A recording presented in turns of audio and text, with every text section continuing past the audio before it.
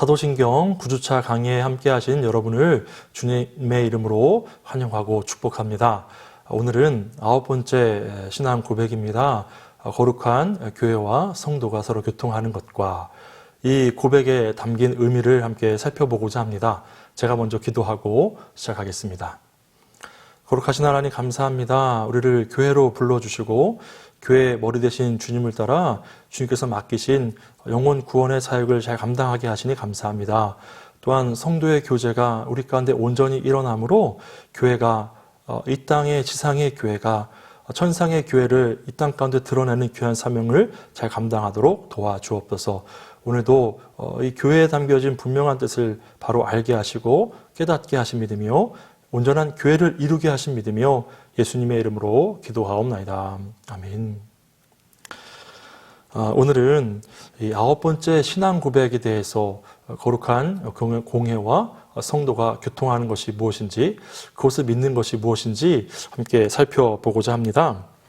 9번째 신앙 고백은 8번째 고백과 연결됩니다. 성령이 거룩한 공회와 성도가 서로 교통하는 것을 믿게 하기 때문입니다. 그렇다면 이 교회와 성도의 교제가 무엇을 의미하는지 함께 살펴보고자 하는데요.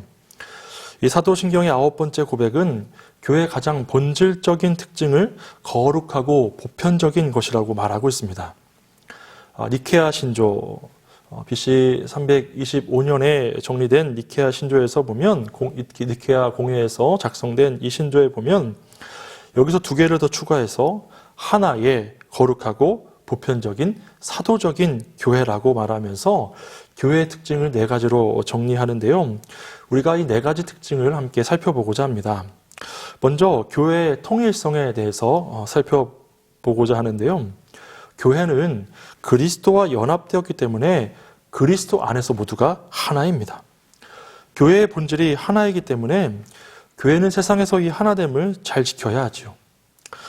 교회는 초대교회 300년 동안 외부의 박해와 이단에 잘 대처하면서 자연스럽게 하나됨을 이룰 수가 있었습니다.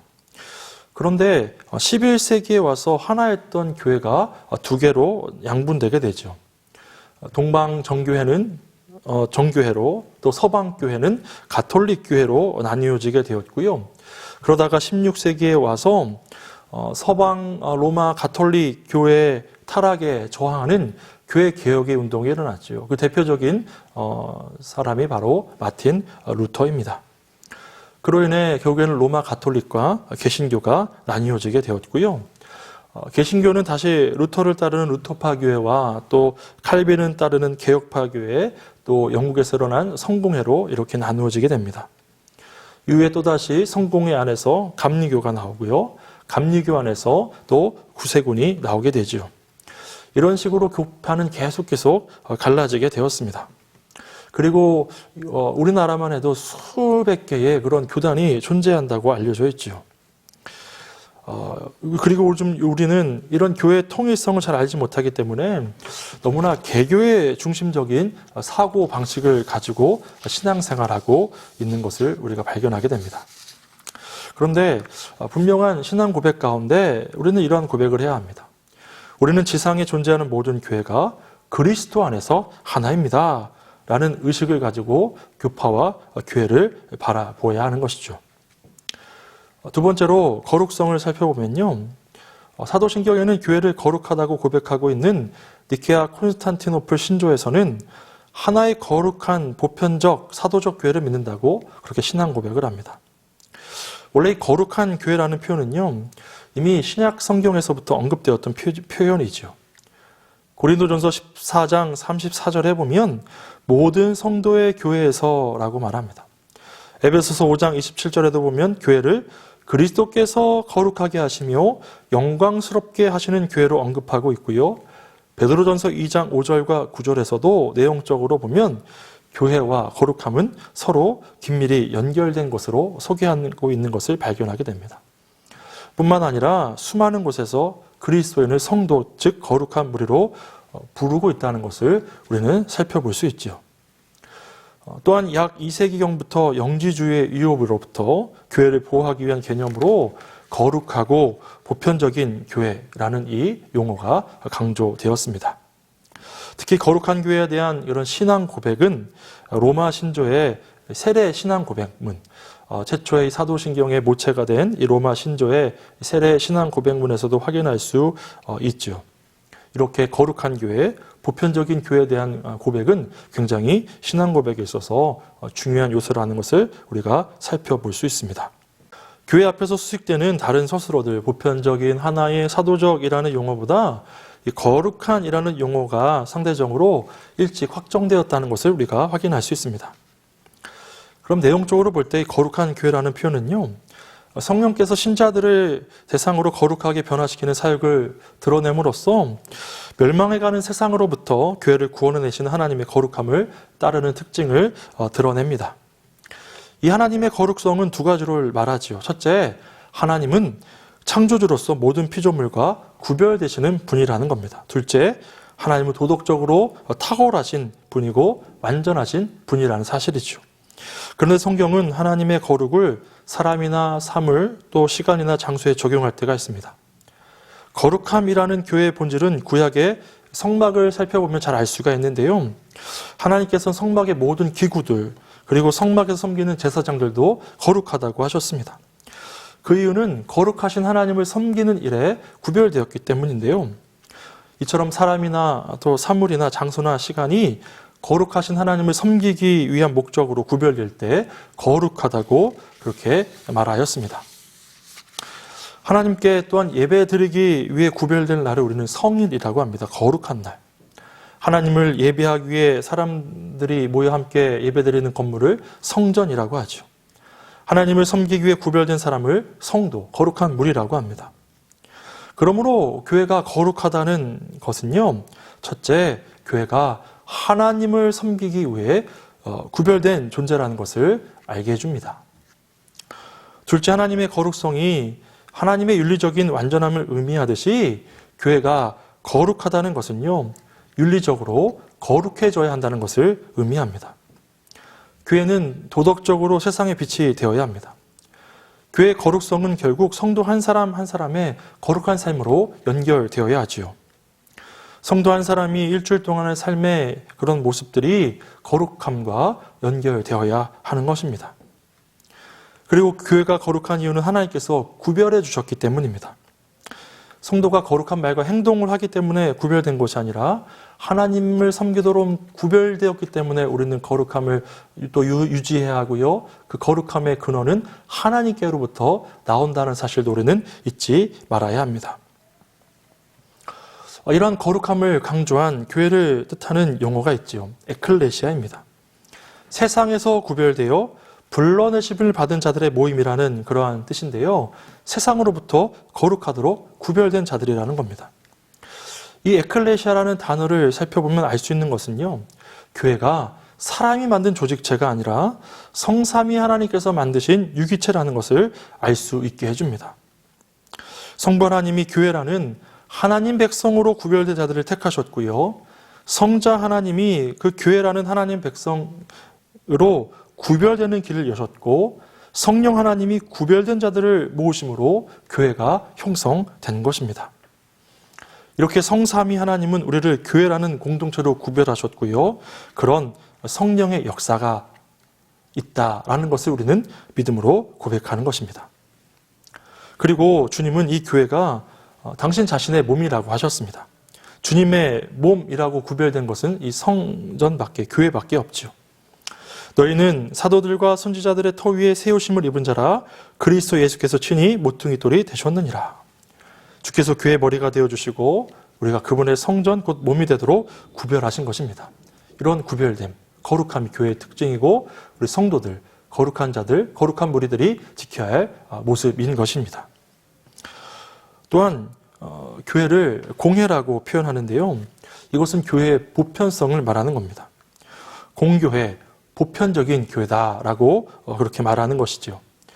이 보편적이라는 영어는 캐톨릭입니다. 천주교가 이 이름을 쓰고 있죠. 교회의 성격이 보편적이고 우주적이라는 것을 뜻하는 단어입니다.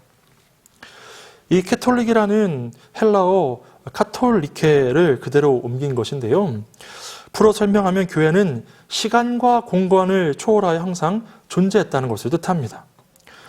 교회는 시간적으로 이미 태초부터 존재했고요. 또 지금도 있고 세상 끝날까지 존재할 겁니다.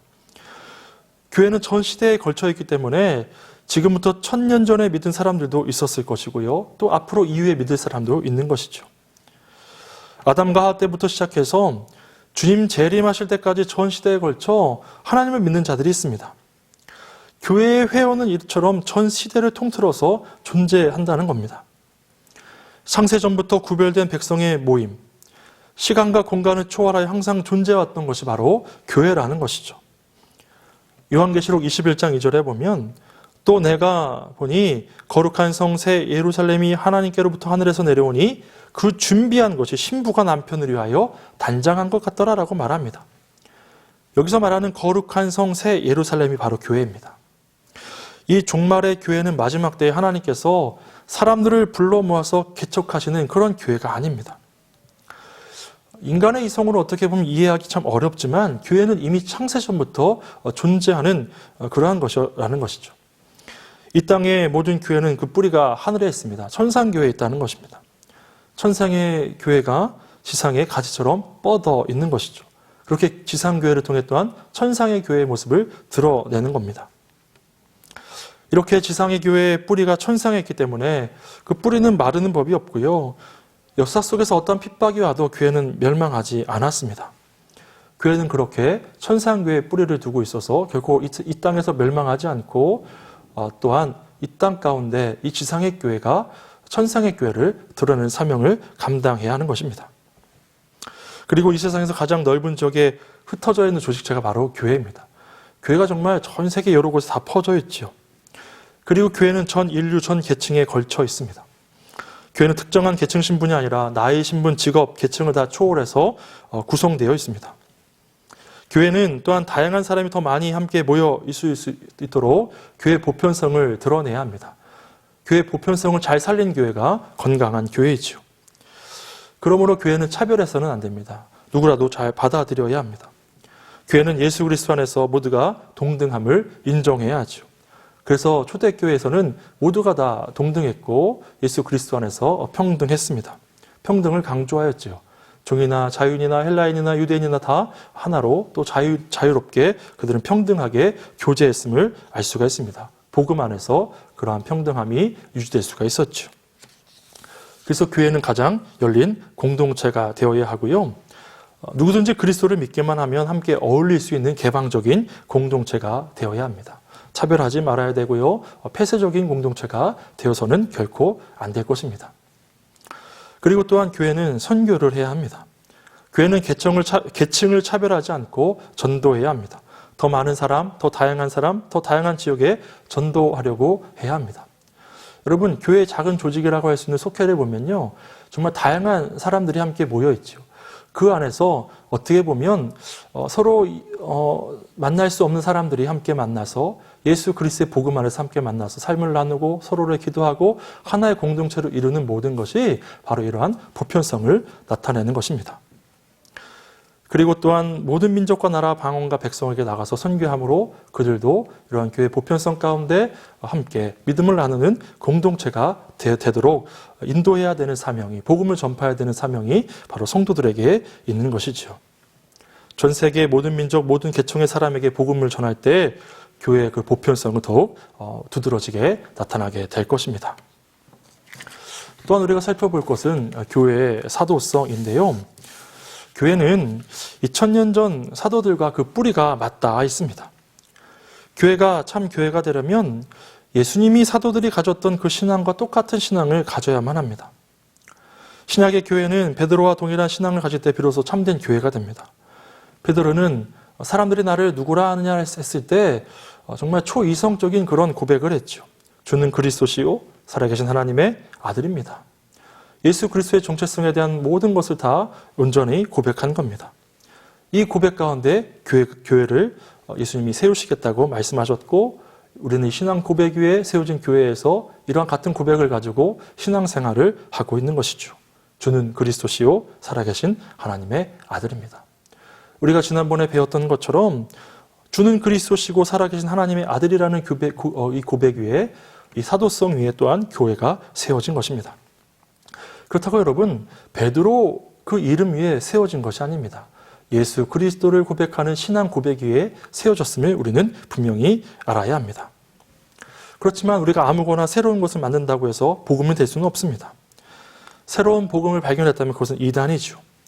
그러면 오늘날 바른 교회, 바른 성도가 되기 위해서는 사도들이 가졌던 그 신앙과 동일한 신앙을 가져야 합니다. 그것이 바로 사도성입니다. 그 사도의 전통 가운데 또 온전히 세워진 이 교리 가운데 또 온전한 복음의 교리를 우리가 인정하면서 사도성을 인정하면서 교회가 건강하게 세워져 가야 하는 것입니다. 그리고 이제 거룩한 공예와 성도가 교통하는 것과 이 성도의 교제에 대해서 함께 살펴보고자 하는데요. 성경은 우리를 성도, 거룩한 무리라고 그렇게 부릅니다. 정말 저희가 거룩한가요? 우리는 참 문제가 많습니다. 연약하고 이기적이고 죄를 범하며 살아가는 우리를 그러면 거룩한 무리라고 칭하는 이유는 무엇일까요? 고린도전서 1장 2절에 보면요. 고린도에 있는 하나님이 교회에 곧 그리스도 예수 안에서 거룩하여지고 성도라 부르심을 받은 자들과 또 각처에서 우리 주 곧 그들과 우리의 주 되신 예수 그리스도의 이름을 부르는 모든 자들에게라고 기록합니다. 여러분, 고린도 교회는 굉장히 문제가 많은 교회였고요. 또 성도들이 많은 문제를 일으키기도 했습니다. 그런데 그들을 향하여 성도, 거룩한 무리라고 사도 바울은 부르고 있습니다. 이렇게 서슴지 않게 바울이 고린도 교회 성도들을 성도라고 부르는 이유가 무엇입니까? 그들이 바로 예수 그리스도 안에서 거룩해졌기 때문입니다. 그들의 모습은 어떻게 보면 거룩하지 못하지만 예수 그리스도를 믿음으로 거룩해진 것입니다. 그리고 점차 거룩해져 가는 것이죠. 우리가 거룩한 이유는요, 우리의 언행 때문이 아닙니다. 예수님이 우리를 거룩하게 변화시켜 주셨기 때문입니다. 사도신경은 거룩하고 보편적인 교회에 대한 신앙 고백과 더불어서 성도의 교통, 즉 성도의 교제에 대해서 말합니다. 교회의 가장 중요한 특징은 성도의 교제입니다. 이제 거룩해진 성도는 함께 이 성령 안에서 교제하면서 더욱더 그 거룩함을 유지해 나가는 것이죠. 성도의 교제의 근본이 되는 사실은요, 모든 성도들이 그리스도와 연합을 이루는 데 있습니다. 성령께서는 그리고 교회의 머리 안에 그리고 교회 지체들 안에서 내주하시면서 성령의 감동에 의해 교회의 머리이신 그리스도와 연합하게 하고 또 그들을 교회의 영광스러우신 머리에 맞추어 나가도록 예수 그리스도를 닮도록 인도해 가십니다. 그리고 성령은 또한 그 가운데 머리 대신 예수 그리스도와 지체 사이에 적절한 관계를 유지토록 하시죠. 질서를 지키며 예수 그리스도를 온전히 따르도록 하시는 역할을 성령이 하시는 것입니다. 교회 안에서 온전한 질서가 세워지고 교회의 머리 대신 예수 그리스도를 따라 성도들이 따라갈 수 있도록 그렇게 역사하시는 것이죠. 그리고 교회와 그리스도와 연합, 지체들 상호 간의 연합이 교회 안에서 온전히 이루어지게 하는 역할을 성령이 하시는 겁니다. 그리스도와의 연합을 통해 성도들은 그분의 신성과 인성 모두의 연합으로 이어지게 되는 것이죠. 이 거룩한 무리 성도는 이렇게 예수 그리스도와 연합되어서 예수 그리스도와 인격적인 교제를 누리며 살아가죠. 그러한 아름다운 교제에 대한 성구들이 참 많이 등장하죠. 나는 포도나무요 너희는 가지이니 내 안에 거하라 그리하면 나도 내 안에 거하리라. 가지가 포도나무에 붙어있지 아니하면 절로 가시를 맺을 수 없음같이 너희도 내 안에 있지 아니하면 그러하리라. 우리가 다 성령으로 세례를 받아 한 몸이 되었고 또 누구든지 그리스도의 영이 없으면 그리스도의 사람이 아니라 주와 합하는 자는 한 영이라. 가히 성령을 우리에게 주심으로 우리가 그 안에 거하고 그가 우리 안에 거하시는 줄을 아느니라. 이런 말씀들을 통해 우리가 예수 그리스도와 연합됨, 인격적인 교제를 누리고 있음을 우리가 깨달아 알 수가 있습니다. 이렇게 모든 성도들은 예수 그리스도와 연합되어서 아름다운 교회를 이루고 또 그 안에서 예수 그리스도와 교제를 누리고 온전한 예수 그리스도의 교제 가운데 또한 성도의 교제를 함께 누리고 나누며 신앙생활을 하고 있는 것이지요. 그리고 모든 성도들은 자신들에게 주어진 모든 은사들을 그들의 머리이신 그리스도의 영광을 위하여 전체 몸의 구원과 각 지체들의 상호 구원을 위하여 헌신해야 합니다. 따라서 우리가 오늘 고백하고 살펴보고 있는 성도가 서로 교통하는 것을 믿사오며라는 이 고백은요, 모든 성도들이 성령에 의해 자신들의 머리이신 그리스도와 연합하고 머리이신 그리스도로부터 그들의 구원에 필요한 은사들이 모두에게 동일하게 주어지고요, 또한 교회를 섬기기 위해 다양한 은사들이 각 지체들에게 다양하게 주어진다는 사실을 믿는 것입니다. 예수 그리스도와 온전한 연합을 이루고 또 예수 그리스도를 따라 온전한 교회를 이루기 위해서 성령께서 은사를 주시고, 그리고 그 가운데 성도가 온전한 교회를 세워가며 함께 교제하는 모든 것을 우리가 믿습니다라고 고백하는 것이죠. 결국 성도의 교제는요, 교회가 하나고 교회가 그리스도와 연합된 하나라는 사실을 전제하는 것입니다. 결국 성도의 교제는요, 성삼위일체 하나님과의 교제를 반영하는 것이죠. 성도의 교제는 성삼위일체 하나님과의 온전한 교제를 통해 또 성도와 교제가 온전히 이루어지게 되는 것입니다. 여기서 이 교제라는 것은요, 성삼위일체와의 교제라는 것은요, 나눔을 의미하는데요, 결국 이 성도의 교제는 하나님을 아는 지식을 나누는 것, 우리가 하나님과 교제하는 가운데 경험하고 아는 것을 나누는 것, 하나님께 받은 은혜와 사랑을 나누는 것이 바로 성도의 교제입니다. 이 성도의 교제는 아까 밝힌 바대로 우리가 받은 은사의 나눔 또한 의미하고 포함합니다. 하나님이 남보다 다른 영적인 재능을 주셨다면 공동체를 위해 그 재능과 은사를 사용함으로 함께 나누는 것이 성도의 교제이죠. 그리고 성도의 교제는 물질적인 나눔까지를 포함합니다. 초대 예루살렘 교회에서 일어난 아름다운 성도의 교제는 또한 이 땅에 이루어질 하나님 나라의 맛보기를 보여줍니다. 이 아름다운 성도의 교제, 결국 이 땅에 하나님 나라가 도래할 때 그런 아름다운 교제가 이 땅 가운데 하나님 나라 가운데 도래한다는 것을 우리에게 알려주지요. 예루살렘 교회는 물질적으로 궁핍한 사람이 생길 때 자신들의 재산을 팔아 그 사람들의 필요를 채워주었습니다. 이렇게 서로를 돌보고 서로를 채워가는 그런 아름다운 교제가 초대교회 예루살렘 교회 가운데 있었지요. 그리고 예루살렘 교회는 또 어려울 때 안디옥 교회로부터 도움을 받기도 했습니다. 이런 아름다운 교제가 정말 예수 그리스도를 머리로 한 교회 가운데 또 성삼위일체 하나님과의 교제 가운데 일어나게 되는 것입니다. 그래서 오늘날 우리 교회에서 가장 경계해야 될 것이 바로 이기주의입니다. 내 교회만 생각하는 겁니다. 교회는 함께 세워져 가는 것이고요, 성도도 함께 세워져 가는 것입니다. 점차 개인주의적으로 변화가는 이 상황 가운데 우리는 이러한 교회의 모습을 잃지 말아야 합니다. 서로 교제하는 가운데 서로 아름답게 세워가야 하는 것이죠. 정리하면요, 교회는 본질적으로 그리스도를 머리로 한 몸이고 한 공동체입니다. 성도의 교제에 대한 신앙 고백은 본질적으로 공동체라는 것을 신앙으로 고백하는 것입니다. 우리가 개별 존재가 아니라 함께 이루어져 가고 함께 돕고 세워져 가는 그런 존재라는 것이죠. 하나님께로부터 부름받아서 세상 가운데 하나님 나라를 확장해가는, 함께 서로를 세워가는 그런 공동체가 바로 교회이고 성도이고 그 가운데 아름다운 교제를 이루어 나가야 한다는 것입니다. 성도의 교제에 대한 또한 신앙 고백은 나 중심, 내 필요 중심, 내 이익을 우선시하는 이기주의를 버리고 교회 공동체의 유익을 고려하면서 신앙생활을 해야 한다는 사실을 우리에게 깨닫게 해주기도 합니다. 히브리서에서 이런 성도의 교제에 대해서 잘 설명해주는 본문이 있는데요. 히브리서 10장 22절에서 25절의 말씀 같이 한번 읽어보았으면 좋겠습니다. 우리가 마음의 뿌림을 받아 악한 양심으로부터 벗어나고 몸은 맑은 물로 씻음을 받았으니 곧 마음과 온전한 믿음으로 하나님께 나아가자.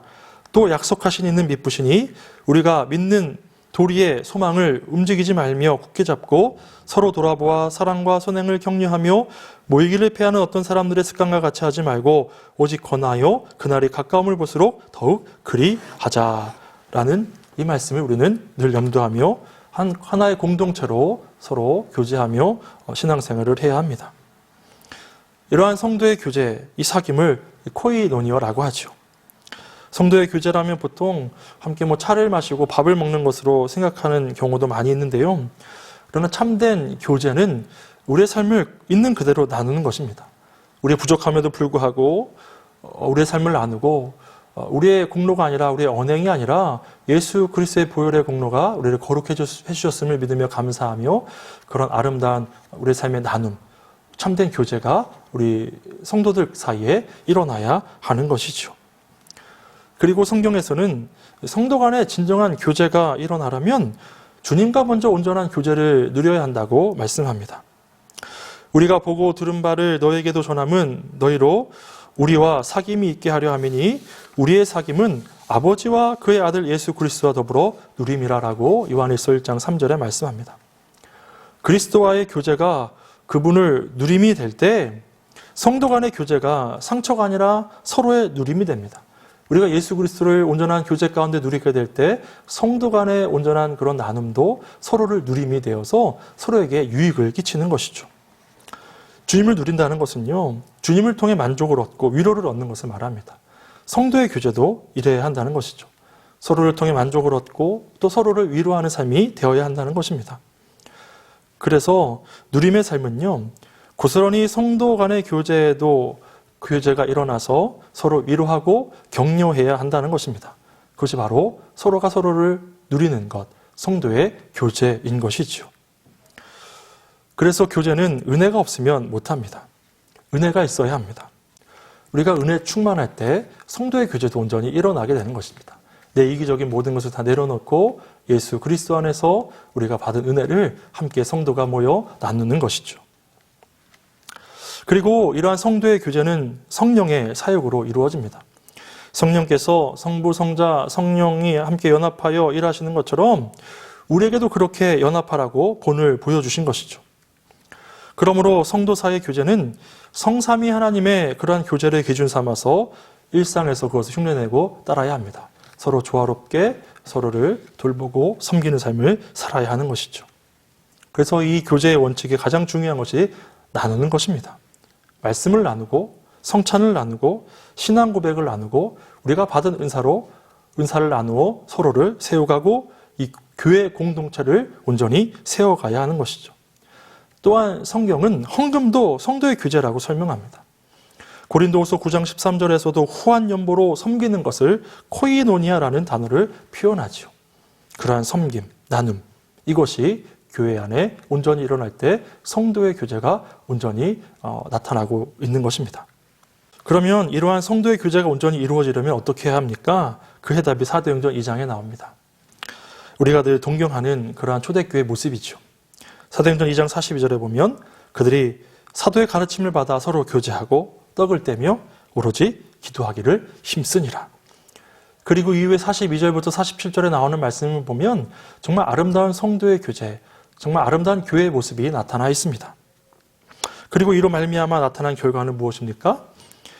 사도행전 2장 47절에 보면 또 온 백성에게 친송을 받으니 주께서 구원받는 사람을 날마다 더하게 하시니라 라고 말씀합니다. 그러므로 성도들이 참된 교제를 나누는 성도의 교제가 온전히 일어나는 교회가 되려면 끊임없이 질문해야 합니다. 우리가 정말 하나님을 잘 예배하고 있는가? 하나님과의 교제가 온전한가? 또 가르침을 잘 받고 있는가?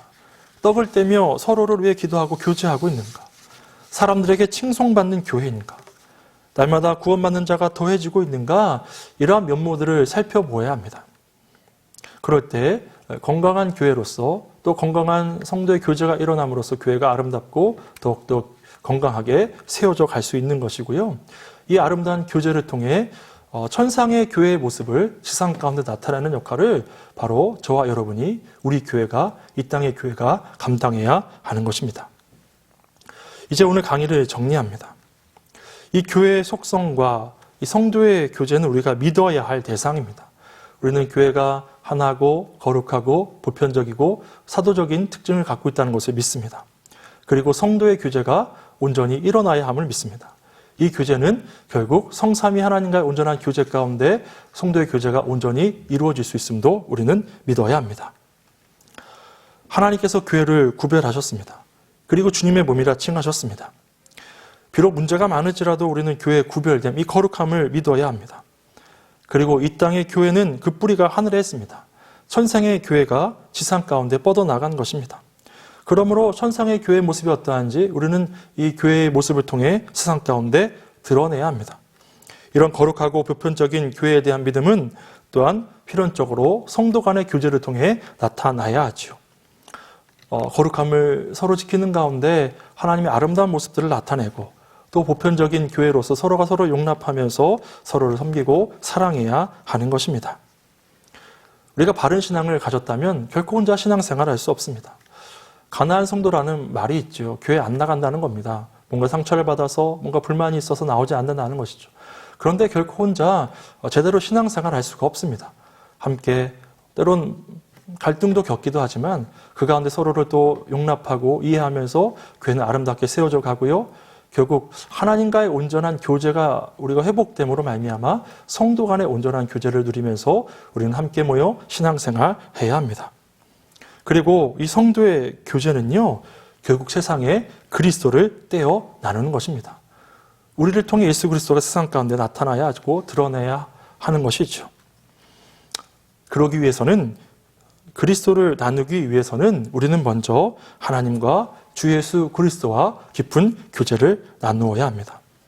이 교제가 형식적인 것이 되어서는 안 됩니다.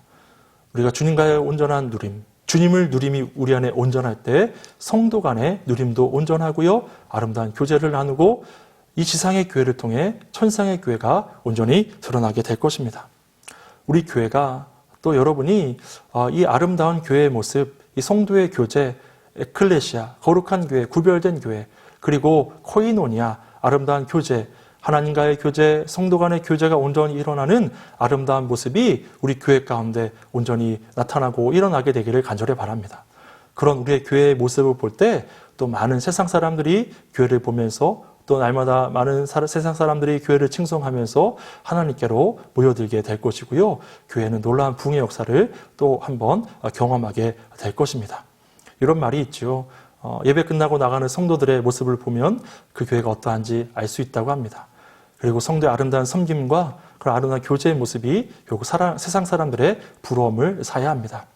그런 아름다운 성도의 교제가 우리 교회 가운데 일어나고 우리 교회가 예수 그리스도를 온전히 머리로 한 아름다운 교회의 모습을 온전히 이뤄갈 수 있기를 간절히 축복합니다. 오늘 강의는 여기서 마치겠습니다. 감사합니다.